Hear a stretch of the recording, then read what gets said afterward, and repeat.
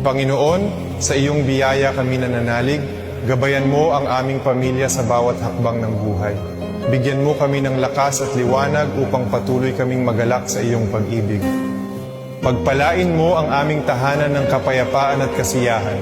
Lahat ng miyembro ng pamilya, mula sa mga anak hanggang sa matatanda, ay iyong protektahan at ingatan. Naway lagi kaming magbuklod ng mahigpit sa iyong awa at grasya. Bigyan mo kami ng pananampalatayang walang hanggan, pag-asa na nagpapagaling, at pag-ibig na nag-uugnay sa amin. Tulungan mo kaming maging matatag sa gitna ng mga pagsubok at unos, at sa iyong pangako kami laging kumapit. Naway maging mabuti at totoo ang aming mga salita.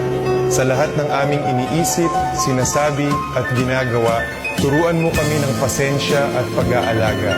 Sa iyong karunungan, alam naming naririnig mo kami. Salamat, Panginoon.